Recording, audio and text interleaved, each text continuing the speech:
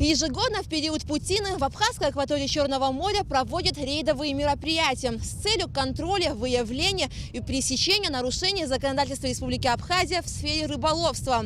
Рейдовые мероприятия проводят абхазские экологи совместно с пограничным управлением ФСБ России в Абхазии. Миграция хамсы к берегам Абхазии приходится с декабря по март. И каждый год во время путины в Абхазской акватории Черного моря стоят иностранные рыболовецкие суда, которые нанимаются местными владельцами рыбоперерабатывающих комбинатов. В этом году в хамсовой путине участвуют 42 рыбопромысловых судна, из которых 17 рыболовецкие сейнеры, 25 грузоперевозчики.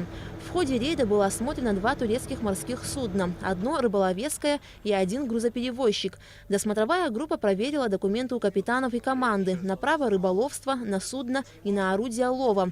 По результатам осмотра нарушений не выявлено. Основная задача – посмотреть, как идет лов, посмотреть, как записывается промысловый журнал. Выпустил сеть, надо фиксировать по времени и записывать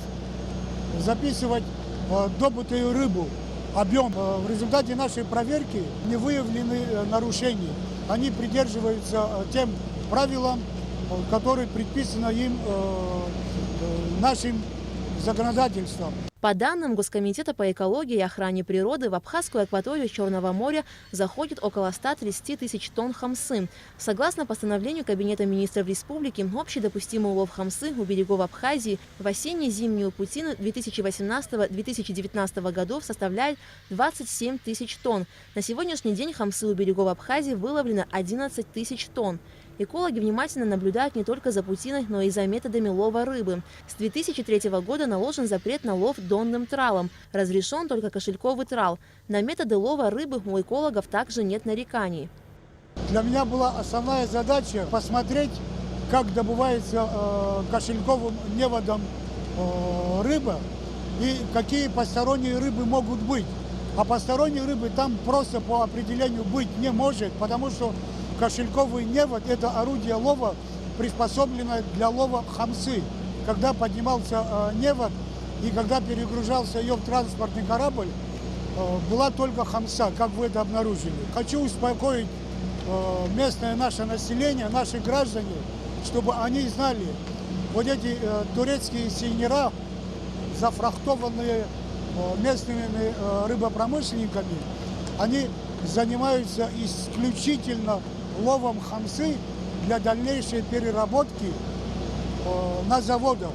Все корабли, осуществляющие рыбную ловлю, должны находиться не ближе 500 метров от берега. Кроме того, им запрещено ловить рыбу на местах впадения крупных рек в море. Однако некоторые суда пренебрегают этим правилом. К примеру, несколько дней назад турецкий грузоперевозчик был замечен в запретных для рыболовства зонах. Российские пограничники составили протокол о нарушении и передали абхазским экологам, которые в свою очередь вынесут решение о штрафных санкциях.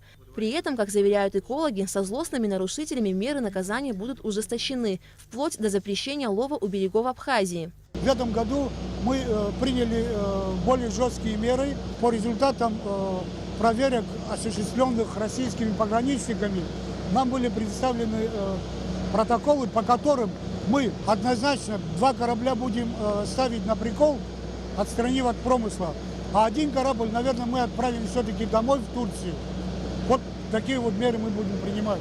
Рейдовые мероприятия в период хамсовой путины у берегов Абхазии проводятся с периодичностью раз в неделю и будут длиться до марта, после чего будут подведены итоги.